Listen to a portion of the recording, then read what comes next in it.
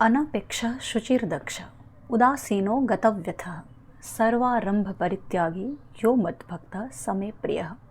શ્રીમદ ભગવદ્ ગીતાના 12મા અધ્યાય ભક્તિ યોગમાં 10-11 શ્લોક પછી ભગવાને પોતાને કેવા ભક્તો પ્રિય છે, એમના ગુણ લક્ષણો શું છે, એના વિશે પોતે જ જણાવ્યો છે. એમાંનો આ એક શ્લોક અનપેક્ષ શુચિર્દક્ષ. આમાંનો એક શબ્દ જે આજે હું તમારી સાથે શેર કરું છું, શુચિર્દક્ષ. શુચિ એટલે શુદ્ધ, વિશુદ્ધ, અને દક્ષ એટલે પ્રાવીણ્ય, ચાલાક, ચબરાક. હવે કુશળ, આમાં સમજવા જેવું એ છે કે જગત જેને બહુ કુશળ ગણે છે, બહુ ચાલાક ગણે છે, દરેક પરિસ્થિતિનો તાગ મેળવીને કુશળ ગણતરીપૂર્વક કેલ્ક્યુલેટિવ ગણે છે, બહુ જ જેને જગત, લૌકિક જગત જેને કુશળતા ગણે છે, એવી કુશળતાને ભક્તિ સાથે તો કોઈ સંબંધ નથી. ઈશ્વરના જગતમાં એવી કુશળતાનું કોઈ સ્થાન નથી. રાઈટ? અને આ તો ભક્તના લક્ષણો છે. તો જે કોઈ પોલિટિક્સ કરી શકે છે કે એ કોઈ પણ પ્લાન દ્વારા પોતાને જાતને લૌકિક જગતની જે સફળતાના માપદંડો છે એ મેળવવા માટે તમામ પ્રકારે જે કરી શકે છે પ્લાન, જે કંઈ પણ રીત જરૂરી હોય, સામદામ દંડ ભેદની રીત, તો એ કુશળતાને આની સાથે લેવા દેવા નથી.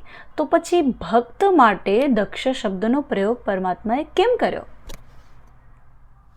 આમાં જ છે શુચિ, શુદ્ધ. આને જો સાદી ભાષામાં સમજાવો તો એવું કે જે કશું જ નથી કરવાનો પ્લાન કરતો, વિશુદ્ધ છે. જ્યાં કશું જ નથી એ જગ્યા અશુદ્ધ તો થવાની નથી. અને વાત તો હૃદયની છે, વાત તો ભાવનાની છે.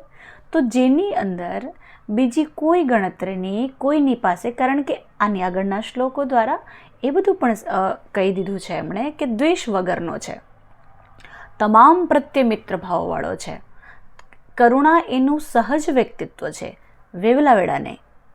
એ દરેક માટે સફળતાની, સ્વાસ્થ્યની અને સુખી જીવનની કામના કરે છે, પ્રાર્થના કરે છે.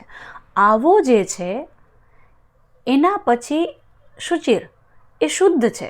જ્યારે મનમાં એ બીજું કશું એ પોતે કંઈ નથી કરતો, ત્યારે એની અંદર જે પડઘો પડે છે એ બિંબનું પ્રતિબિંબ છે. એ ઈશ્વર જે એને પ્રેરણા કરી રહ્યા છે એ જ પ્રેરણા એનામાં વિચાર તરીકે એની સાથે કનેક્ટ થાય છે. એટલે આવી વ્યક્તિને જે અંદરથી ડિઝાયર્સ થાય છે, જે ઈચ્છા કે જે સંકેત કે જે વિઝ્યુઅલ મળે છે, એ સ્વયં પરમાત્માના વિચારો છે, એની યોજનાનો હિસ્સો છે. તો એક કુશળ, હવે આ કુશળતા સમજાય કે જે કશું જ નથી કરતું, એની પાસે જો કશુંક આવી રહ્યું છે, એનાથી જો વ્યક્ત થાય છે, તો જગતને શું લાગે છે કે આને બધી જ ખબર પડે છે, આ બહુ જ હોશિયાર છે, અમને બધી સમજ પડે છે, આ જે કંઈ છે એમ જ થાય છે.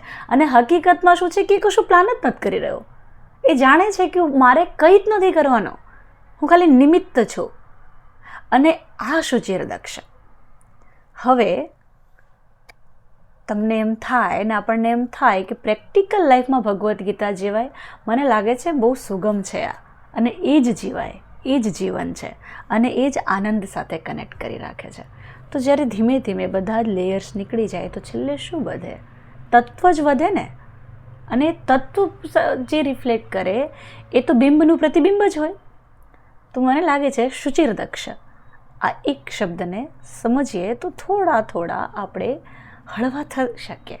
અને આવી રીતે ભગવદ્ ગીતાના તમામ લક્ષણો વિશે આપણે વાત કરીશું, જે પરમાત્માએ ભક્તોના જણાવ્યા છે, અને બીજા બધા જે તમને લાગે કે પ્રશ્નો થઈ રહ્યા છે, તો એકચ્યુઅલી એ પ્રશ્નો પણ તમારા પ્રશ્નો નહીં હોય, એક નિમિત્ત છે, એ પ્રેરણા છે. એ પ્રેરણા કદાચ એટલા માટે હોય કે અહીંયાથી પણ એનો અભ્યાસ થાય અને મારા કરેક્શન, મારી લાઈફ માટેના કરેક્શન માટે હોઈ શકે.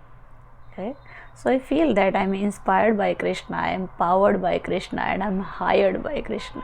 Thank you so much.